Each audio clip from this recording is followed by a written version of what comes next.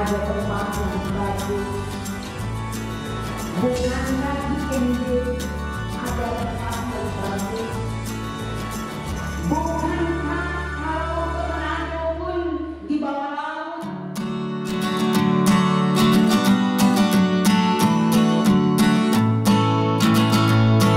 Saya Pendeta Yanedel Hehanusa Sahetapi, biasanya dipanggil Pendeta Like, bertugas sebagai Ketua Majelis Jemaat GPIB Maranatha Balikpapan terhitung tanggal 29 Januari 2023. Sebelumnya saya melayani di GPIB Immanuel Balikpapan selama kurang lebih 4 tahun.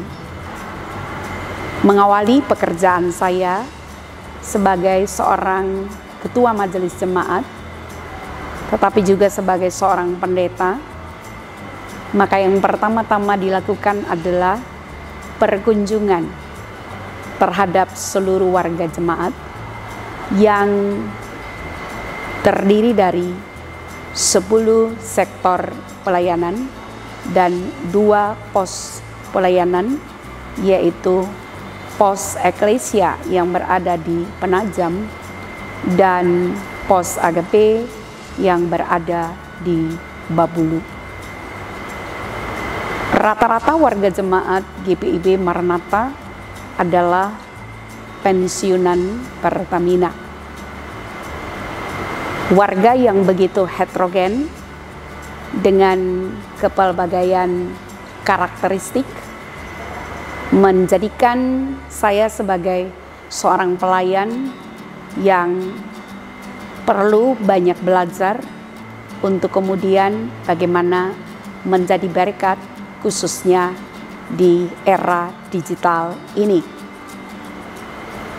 Kekayaan sumber daya dari warga jemaat, khususnya orang-orang muda, memberi semangat untuk bersaksi dan melayani. Umumnya warga jemaat di tempat ini memiliki bakat dalam bidang musik, entah itu musik vokal maupun musik instrumental. Seringkali hadiah dibawa pulang karena kemampuan dalam bidang musik itu. Di tengah kepelbagaian karakteristik itu, tetapi warna yang terlihat juga adalah kebersatuan di tengah kepelbagaian. Dan kebersatuan itu nampak dalam kegiatan-kegiatan gerejawi. Misalnya saja dalam usaha-usaha pembangunan ekonomi jemaat untuk meningkatkan keuangan gereja dalam rangka pemenuhan pelayanan, perhatian dari warga jemaat sangat antusias sekali, sehingga dalam hal ini menjadi sebuah potensi yang luar biasa. Dan dengan berbagai karakter itu pula tidak dapat disangkali bahwa ada kekurangan di sana sini, tetapi namanya hidup adalah proses belajar, dan bagaimana menjalankan misi GPIB dengan berpedoman pada teladan Kristus. Maka proses pembinaan yang berlangsung, wadah pembinaan warga gereja khususnya jemaat Maranatha terus menerus dibangun berdasarkan tema-tema sinodal yang dihadirkan, dan berharap agar pertumbuhan spiritualitasnya semakin kental untuk menjadi kekuatan yang luar biasa dalam menjalankan misi Allah di tengah-tengah dunia ini. Rasanya masih sangat terlalu baru karena sekitar 9 bulan saya baru berada di tempat ini, dan kurang lebih 9 bulan saya baru berada di tempat ini, dan kiranya dalam dukungan, doa, kebersatuan, pendampingan terhadap warga jemaat, memberi dampak, berjalan bersama, dengan para presbiter dan mitra kerja yang ada untuk memberi yang terbaik bagi pekerjaan memuliakan Tuhan.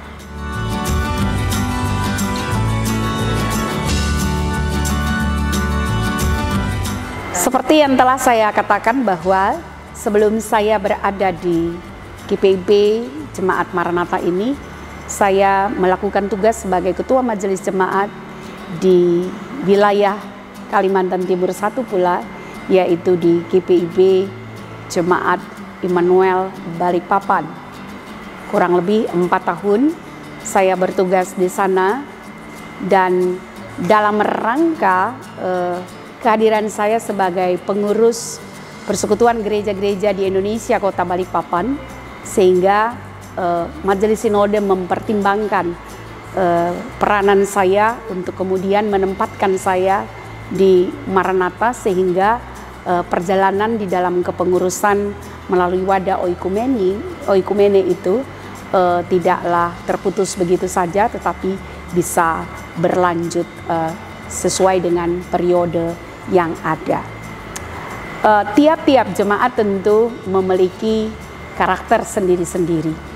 Kalau jemaat Immanuel yang hanya 5 sektor pelayanan dibandingkan dengan jemaat Maranatha yang terdiri dari 10 sektor pelayanan dan 2 pos pelayanan, maka yang perlu di sini adalah bagaimana menjalin relasi untuk mewujudkan kerjasama berpelayanan.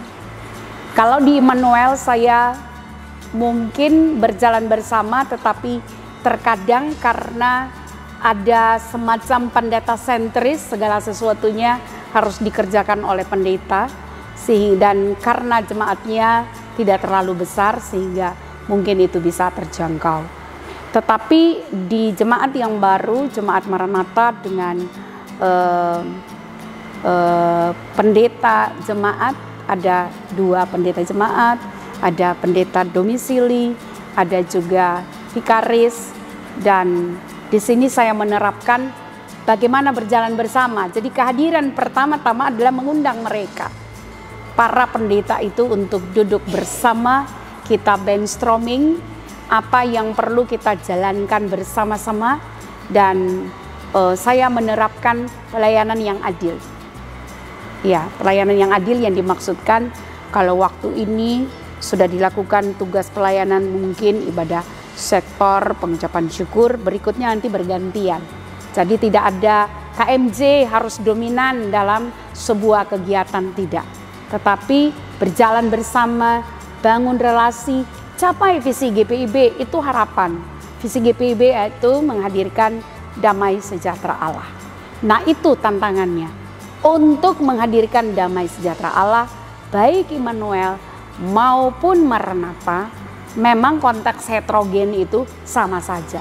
Cuman dari segi volume, yang di sana jemaatnya bisa terpantau karena sedikit, tapi di sini selain jarak tempuh yang jauh, warganya yang banyak, sehingga itu butuh kesabaran dalam berpelayanan.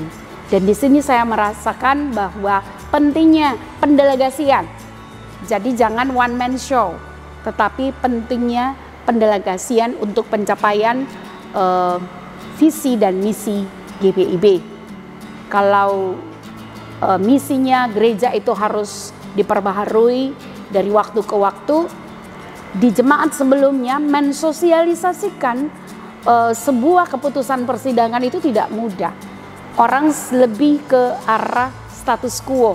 Kenapa begini? Udah biasa begini kok, gitu. Tapi Maranatha lebih dinamis. Itu perbedaannya ya.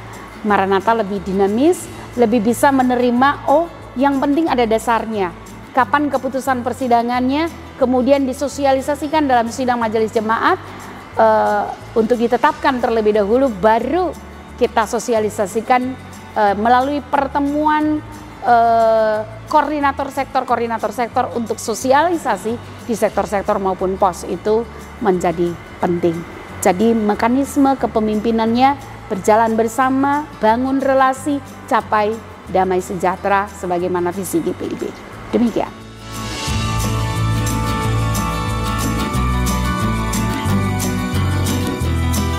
anak-anak muda GPIB, harapan saya untuk mereka adalah harapan yang bukan yang muluk-muluk, tapi memang seperti pepatah Inggris bilang, where there is a will, there is a way.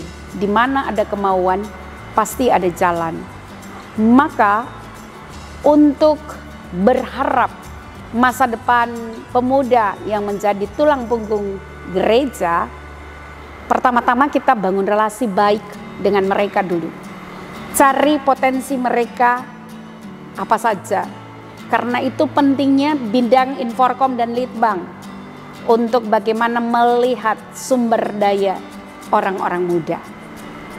Dan kalau melihat sumber daya orang muda, seperti awalnya tadi saya bilang, mereka di sini suka nyanyi, suka alat musik, yaitu orang muda kami itu memang berbakat sekali untuk itu. Oleh karena itu, dengan apa yang mereka punyai, potensi diri mereka tidak saja mereka kembangkan dalam lingkup batas tembok gereja Maranatha, tetapi harapannya adalah mereka boleh menjadi alat damai sejahtera, saksi di mana saja mereka ada ketika mereka hadir di kantor. Itu juga ada yang hadir sebagai pelatih-pelatih paduan suara misalnya, pelatih-pelatih musik, dan yang punya keahlian di bidang komputer, dia juga bisa melatih. Apalagi kita berada di era digital, meminimalisir bullying melalui media, literasi misalnya, itu kehadiran orang-orang muda perlu dibekali, dan harapan kami supaya dengan mereka memiliki pengetahuan tentang perkembangan ilmu pendidikan dan teknologi saat ini, kiranya dengan pengetahuan yang mereka punyai, mereka bisa bagi itu untuk membentengi orang-orang muda dari pergaulan-pergaulan yang buruk. Karena pergaulan yang buruk bisa merusak kebiasaan baik. Karena itu harapan saya, kalau ada lagu bilang masa muda sungguh senang, jiwa penuh dengan cita-cita, maka harapan saya pemuda gereja hendaknya menjadi pemuda pembelajar, menjadi manusia pembelajar, menggapai hari esok untuk menjadi saksi di mana saja mereka ada. Demikian.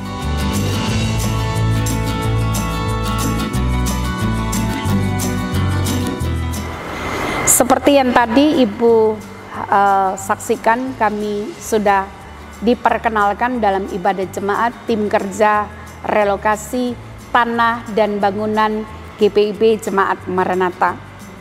Hal ini dilatar belakangi oleh ada permintaan dari pihak Pertamina sehubungan dengan instruksi Presiden ketika terjadi musibah di Tanjung Priuk, kilang minyak juga, bahkan di Cilacap, dan pengalaman-pengalaman itu demi kemaslahatan atau demi keselamatan dari warga jemaat,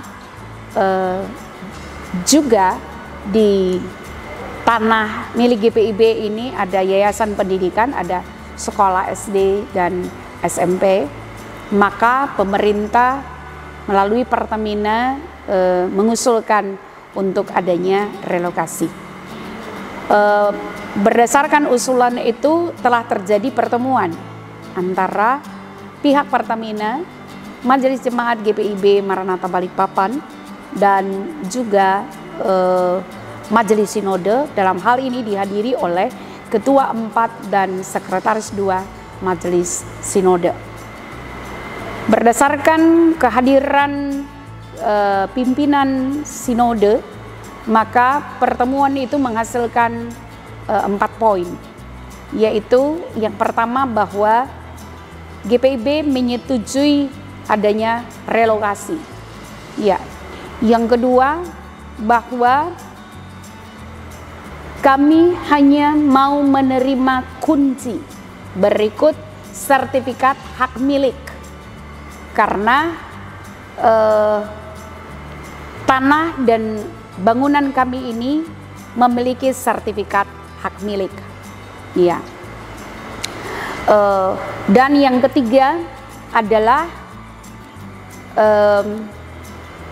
karena inisiatif untuk direlokasi ini datangnya dari pihak Pertamina, maka segala sesuatu yang menyangkut biaya, menyangkut surat-surat perizinan sampai selesai itu kiranya menjadi tanggung jawab dari pihak Pertamina. Dan yang keempat, usul kami adalah sekiranya relokasi kami bisa ditempatkan di tanah yang masih menjadi wilayah pelayanan GPIB. Kalau dikatakan bahwa tanah-tanah yang ada di wilayah pelayanan GPIB ini adalah tanah milik Pertamina yang agak sulit untuk tukar guling, maka dapat kami sampaikan bahwa GPIB sudah memiliki batas-batas wilayah pelayanan. Kalau mau tukar guling, maka kami mengusulkan agar kami berpindah entah di Jalan Dahor ataukah di Jalan Tanah Abang. Dan berdasarkan permintaan itu sudah ada balasan dari pihak Pertamina, di mana mereka akan segera juga mengirimkan tim penilaian appraisal untuk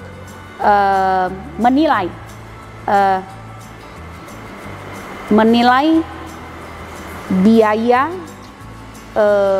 kebutuhan, dan perlu didampingi oleh tim kerja sehingga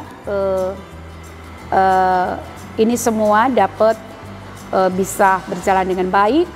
Dan karena itu ketika tim kerja sudah diperkenalkan, maka dalam waktu yang dekat tim penilai sudah akan datang untuk menilai dan sekaligus menyusun anggaran.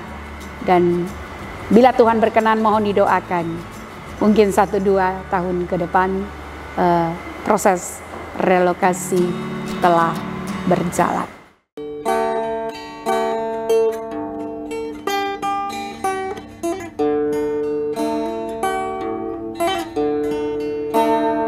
Rajaku, oh Tuhan Yesus, ijin datang selamatku.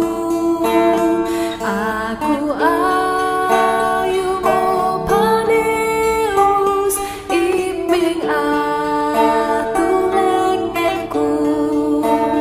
Kata tahi aku ay, kata tahi aku ay, aku ayum oh Paneus, imbing atu lengenku.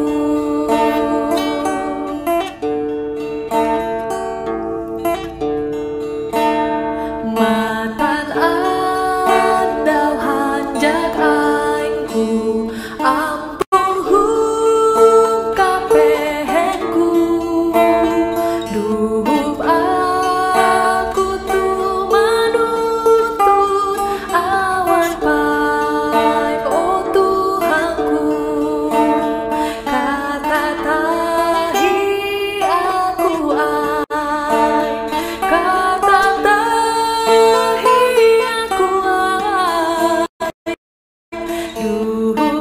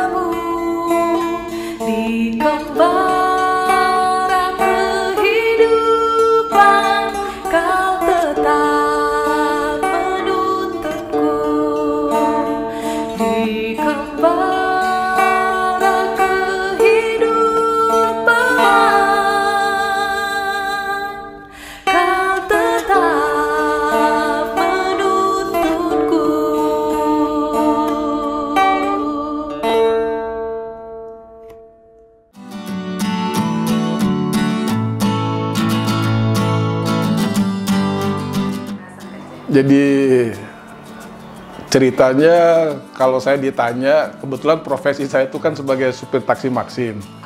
Kalau ditanya Bapak asli Balikpapan, saya bilang Balikpapan enggak ada penduduk aslinya. Karena awal terbentuknya Balikpapan ini diawali dari hutan belantara. Kemudian Belanda menemukan minyak, membangun kilang, kemudian datangkan pekerja. Oleh karena yang dibutuhkan Belanda itu pekerja yang bisa berbahasa Belanda, maka didatangkanlah dari Manado pekerja-pekerja dari Ambon sama dari Kupang.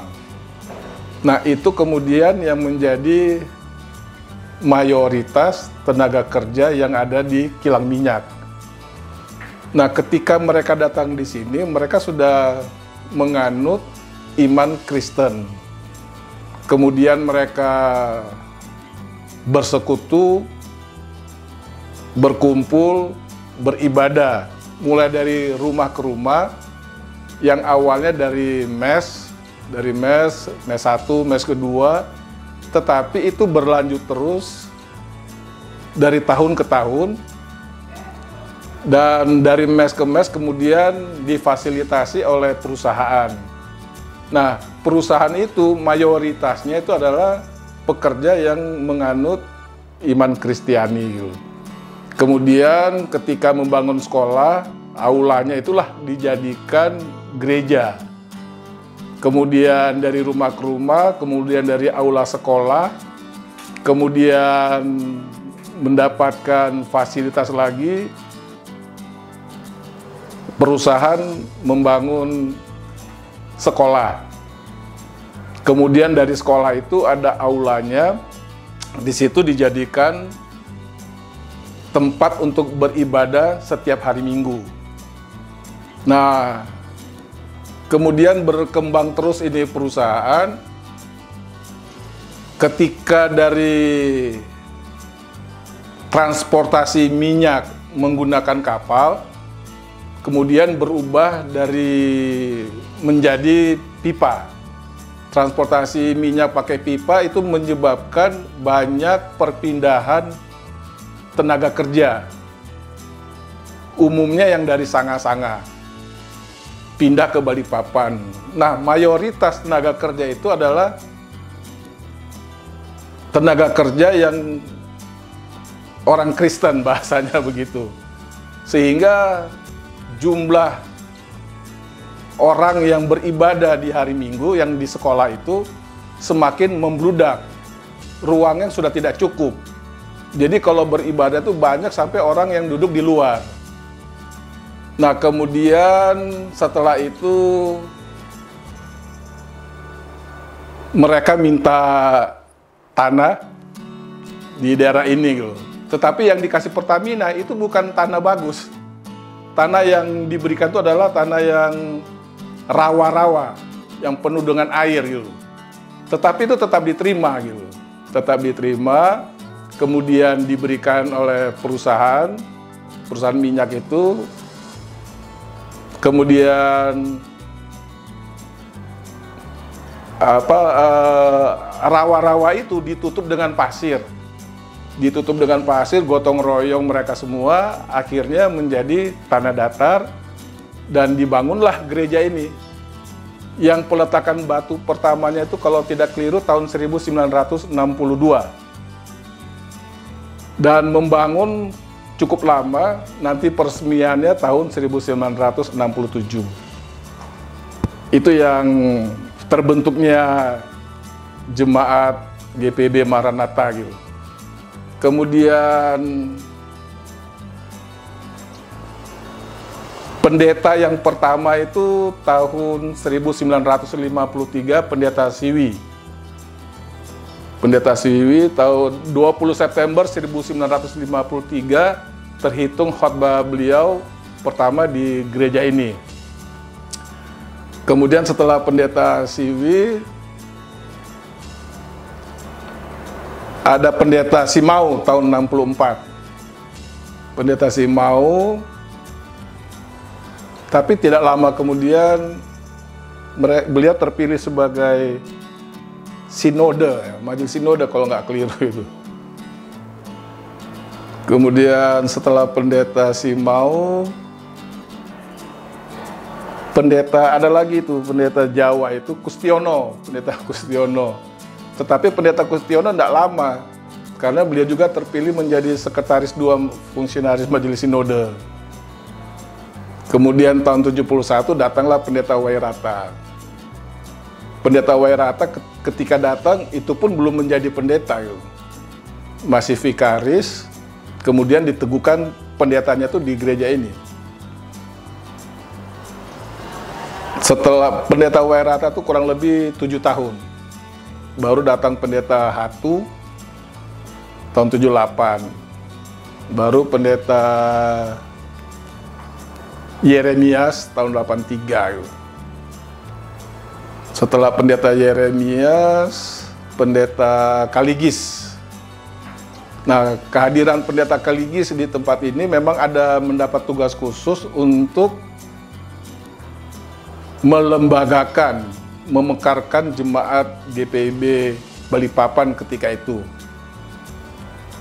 Nah, tahun 85 kemudian jemaat GPIB Maranatha itu dimekarkan. Nah, cuman kalau waktu pemekaran ketika itu yang bertambah itu jemaat GPIB Penil yang sudah ada gerejanya, kemudian jemaat GPIB Shalom, terus ada jemaat Bukit Sion. Nah, jemaat Bukit Sion karena belum ada gerejanya, maka dibangunlah gereja jemaat GPIB Bukit Sion gitu. Sama Maranatha gitu. Nah, cuman waktu pelembagaan itu di SK-nya itu disebut 4 jemaat baru. Sedangkan Maranatha ini sesungguhnya kan udah jemaat lama gitu. Tetapi ya setelah dimekarkan tahun 1985, ya kemudian berlanjut sampai sekarang lah itu, Pak. Ya, jadi wilayah pelayanan jemaat GPIB Maranatha di Balikpapan awal-awalnya itu sampai ke Sulawesi Tengah atau Donggala, sampai ke Kalimantan Utara atau Tanjung Selor, sampai ke Sangatta, Kutai Timur, Bontang. Karena memang waktu itu Bontang itu belum kota, Sangatta itu belum kota, sehingga pelayanan itu dilakukan dari Balikpapan sini, termasuk ke wilayah selatan, Tanah Grogot, Itsi, itu wilayah pelayanannya Maranatha. Jadi waktu itu kalau pendeta Wairata mau pelayanan, ya itu naik helikopter beliau. Nah, yang mensupport itu tahun 70-an itu adalah perusahaan-perusahaan minyak. Waktu itu yang di sini tuh yang besar itu perusahaan Union Oil, ada Havco, kemudian ada Total Indonesia gitu. Nah, kemudian di Pertamina sendiri, karena mayoritas pegawainya adalah orang Kristen, sehingga fasilitas untuk pelayanan itu sangat ditunjang gitu. Setelah itu ya, karena kemudian Bontang sudah menjadi kota, sudah ada jemaat GPIB-nya, Sangatta sudah ada jemaat GPIB-nya, Donggala sudah ada jemaatnya sendiri. Kemudian di Tanah Grogot juga sudah ada pelembagaan jemaatnya yang baru. Itsi juga sudah ada jemaat sendiri. Ya sekarang Maranatha tinggal di Balikpapan. Itu pun sudah sudah melembagakan lagi Getsemani. Jemaat Getsemani. Kemudian yang masih menjadi pos pelayanannya Maranatha tinggal pos Pelkes Eklesia sama Agape. Kalau Eklesia di Penajam, Agape di Babulu. Itu aja yang menjadi anaknya Jemaat GPIB Maranatha Balikpapan.